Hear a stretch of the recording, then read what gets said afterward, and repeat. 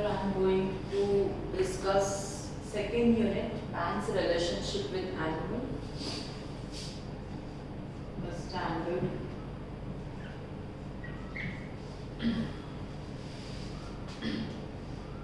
Okay, now see everyone.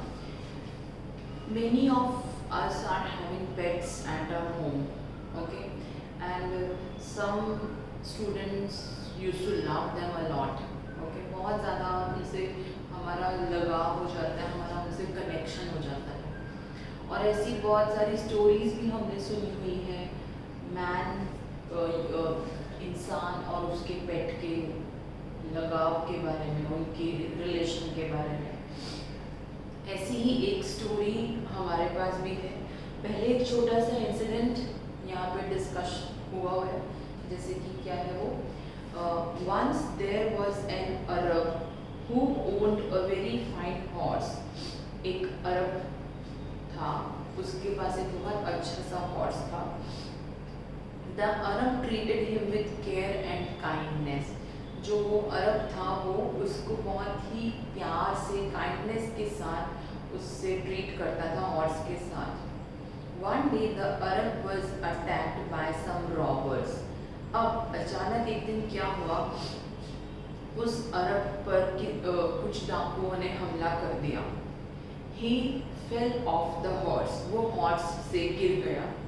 He was so seriously wounded that he was not able to get up. वो इतना ज़्यादा घायल हो गया था कि वो उठ नहीं पा रहा था। His horse saw this, उसके हॉर्स ने ये देखा। He understood that his master was badly hurt. वो समझ गया कि उसका जो मालिक है वो बहुत बुरी तरह से जख्मी है। He seized his master's belt between his teeth. उसने अपने मालिक की जो बेल्ट थी अपने दांतों में पकड़ी and brought him home, और उनको घर पे लेकर आया। People who saw this praised both the horse and his master. लोगों ने, जिन्होंने भी ये देखा, उन्होंने दोनों की ही तारीफ की, हॉर्स की भी और उसके मालिक की भी। सो ये तो एक छोटा सा इंसिडेंट है जिससे पता चलता है कि इंसान अपने पालतू जानवरों के साथ कैसा रिलेशन रखता है और उनका, जानवरों का अपने मालिक के प्रति कैसा व्यवहार होता है अगर मालिक का उनके प्रति बहुत अच्छा और काइंड ट्रीटमेंट रहता है। तो ऐसी ही एक अच्छी स्टोरी है जो कि अब इस एक्चुअली में जो चैप्टर है वो यही है, अ सीक्रेट फॉर टू। इसमें एक इंसान है, उसका अपने पालतू जानवर के साथ कैसा रिलेशन है और वो दोनों आपस में कैसी बातें करते हैं, लोग उनका कैसे मजाक भी उड़ाते हैं, ये इस चैप्टर में बताया है। और उन दोनों के बीच में एक सीक्रेट है, वो सीक्रेट आपको चैप्टर के लास्ट में ही पता चलेगा, अभी नहीं पता चलेगा, ओके। और साथ साथ में ही हम जैसा कि हमेशा करते हैं पॉइंट्स भी नोट करते जाएंगे, okay. Montreal is a very large city of Canada. Canada की बहुत बड़ी सिटी है Montreal, and it has some very wide and big streets like Prince Edward Street। और यहाँ पर काफ़ी बड़ी बड़ी स्ट्रीट भी हैं, जिनमें से एक है Prince Edward street. No one knew this street as well as did Pierre Dupin। अब और कोई यहाँ की इस स्ट्रीट को उतनी अच्छी तरह नहीं जानता जितना कि पियर ड्यूपिन जानता है। Pierre had delivered milk to the families on this street for 30 years। Pierre का क्या काम करता है, वो लोगों को मिल्क डिलीवर करता है और ये काम वो 30 सालों से करता आ रहा है। He was one of the many milk wagon drivers that worked for a milk company। और जैसे कि बहुत सारे मिल्क वैगन ड्राइवर्स हैं, उनमें से एक पियर है जो कि ये काम करता है। सो हम ये पॉइंट लिख सकते हैं, Pierre Dupin used to deliver milk on Prince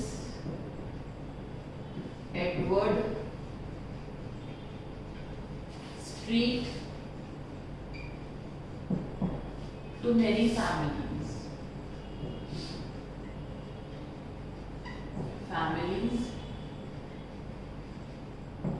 since 30 years. Okay, now during the past 15 years, the horse which drew the milk wagon used by Pierre was a large white horse named Joseph. अब पिछले 15 सालों से, वो काम तो 30 सालों से कर रहा है, लेकिन लास्ट 15 इयर्स से वो जो मिल्क वैगन के थ्रू लोगों को मिल्क डिलीवर करता था, उसमें जो हॉर्स लगा हुआ था वो काफ़ी अच्छा बड़ा वाइट हॉर्स था जिसका नेम था Joseph. When the big white horse first came to the milk company, जब ये बड़ा सा white horse मिल्क कंपनी में आया, he didn't have a name, उसका कोई नाम नहीं था. Obviously कोई एनिमल अपना नेम तो बता नहीं सकता.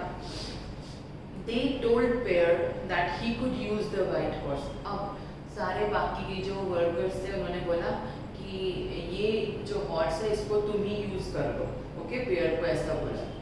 पियर स्ट्रोक द हॉर्स नेक. पियर ने प्यार से घोड़े की जो नेक है उस पे ऐसे हाथ फेरा and looked into his eyes, और उसकी आंखों में देखा.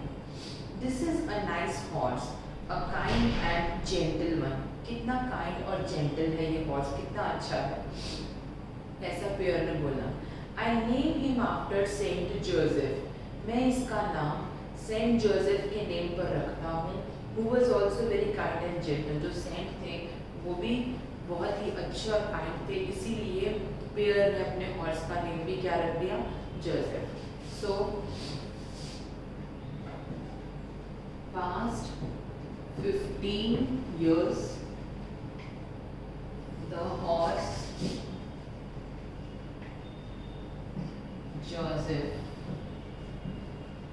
was his friend. The horse was given this name by Pierre, और किसके नाम पर दिया था उसका नाम, after the name of Saint Joseph. Okay, ठीक है. Within a year, Joseph knew the milk route as well as Pierre did. अब क्या होता है, हम कभी कभी हमारे घर में एक डॉग होता है, ठीक है, बाई चांस कभी गेट खुला रह जाए या डोर ओपन रह जाए तो क्या होता है, वो डॉग निकल जाता है, लेकिन अपने आप ही वापस भी आ जाता है घूम के. मतलब उसको सारे रास्ते पता होते हैं कि हाँ मेरे घर का रास्ता ऐसा है, तो वो वापस आ जाता है. ऐसे ही जब इतने सालों से जोसेफ पियर के साथ मिल्क डिलीवर करने जाता था तो उसको भी सारे रास्ते याद हो गए थे. Pierre used to say that he didn't need reins. Pierre बोलता था कि अब मुझे वो जो चाबुक होता है ना जिससे हम एनिमल को मार के आगे जाने के लिए बोलते हैं, तो उसने बोला कि मुझे इसकी कोई ज़रूरत ही नहीं है. He never touched them. उसने रेन्स को कभी टच नहीं किया. Each morning Pierre arrived at the stables of the milk company at 5 o'clock. हर सुबह Pierre मिल्क कंपनी के जो स्टेबल्स हैं जहाँ पे घोड़े रखे होते हैं वहाँ पर 5 बजे पहुँच जाता था. The wagon would be loaded and Joseph hitched to it. Wagon में मिल्क के सारे कंटेनर्स रखे जाते थे और जोसेफ को यानी कि हॉर्स को हिच कर दिया, वहाँ पर लगा दिया जाता था कार्ट वेगन के साथ. Pierre would call softly to Joseph, और फिर Pierre बिल्कुल प्यार से उसको बोलता था, Go on my friend, चलो मेरी friend, and this splendid combination would stop proudly down the street. और ये इतना प्यारा जो कॉम्बिनेशन था दोनों का, जो फ्रेंडशिप थी, ये प्राउडली स्ट्रीट पर चलना शुरू कर देते थे. ऐसा लगता था दूर से देखकर दोनों को ही कि भाई बहुत ही ज़्यादा इन दोनों के बीच में अच्छी केमिस्ट्री है, दोनों एक दूसरे की बात को बहुत अच्छी तरह समझते हैं। The wagon without any direction from Pear would arrive in Prince Edward Street. Wagon जो था, पियर जोसेफ को कोई भी इंस्ट्रक्शन नहीं देता था और जोसेफ प्रिंस एडवर्ड स्ट्रीट पर पहुंच जाता था बिना किसी इंस्ट्रक्शन के। The horse would stop at the first house. Horse जो था पहले घर पे रुकता था। Allow Pierre perhaps 30 seconds to get down from his seat. मतलब हॉर्स को इतना भी अंदाजा लग चुका था कि पेयर 30 सेकेंड में वैगन से नीचे उतरेगा and put a bottle of milk at the front door, और वहाँ डोर पर घर के दरवाजे के पास बॉटल रख देगा। Again the horse would go on, और फिर से हॉर्स आगे चलने लगेगा, स्किपिंग 2 हाउसेस, 2 घर छोड़कर, and stopping at the third, और तीसरे घर पर रुक जाएगा अपने आप ही बिना किसी इंस्ट्रक्शन के। So down the length of the street the two would go, और इस तरह वो पूरी की पूरी स्ट्रीट में सारे घरों को, जिस भी घर में मिल्क डिलीवर करना होता था, वो सारे घर कवर करते हुए आगे बढ़ते जाते थे। Then Joseph would turn around and came back along the other side of the street, और फिर जोसेफ वापस आ जाता था। Yes, Joseph was really a smart horse, और फिर वो अपने आप ही टर्न करके वापस आ जाता था, और इससे मालूम पड़ता था कि वो काफ़ी स्मार्ट हॉर्स है। At the stables, Pear would boast of Joseph's skills.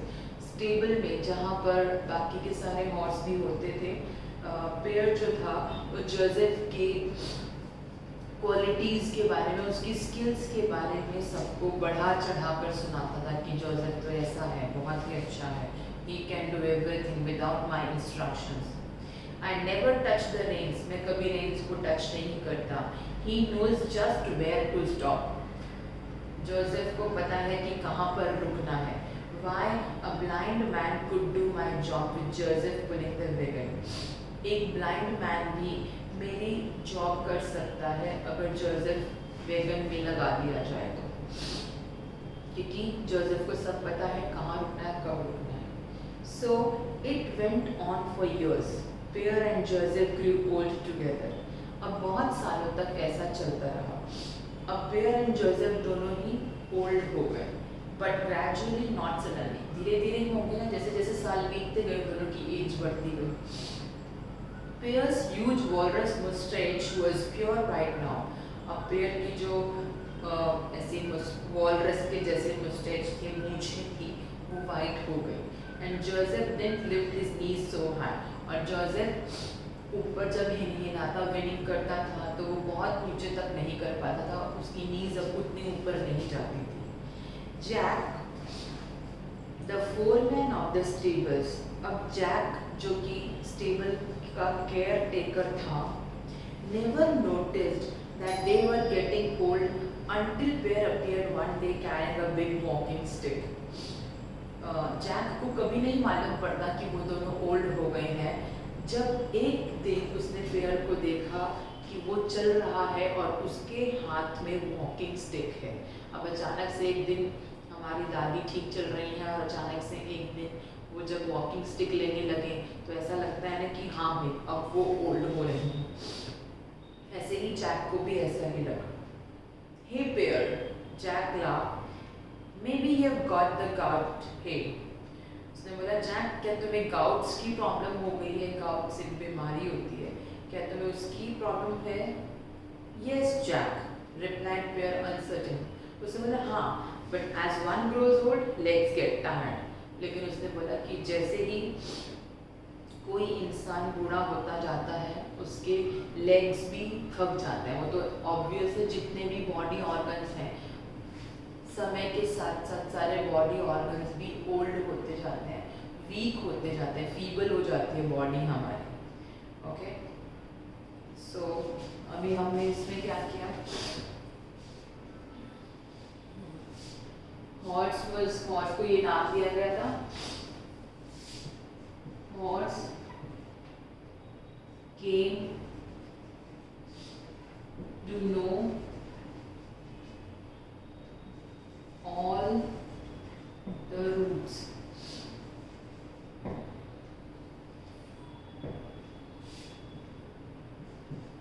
Where क्या करता था हॉर्स के बारे में? Where used to boast Joseph's skills. Joseph's की स्किल्स के बारे में वो बहुत बढ़ा चढ़ाकर बोस्ट करके बोलता है. So ये सारे पॉइंट्स से पता चल जाएगा कि what we had learned till now. Okay, so next part will continue.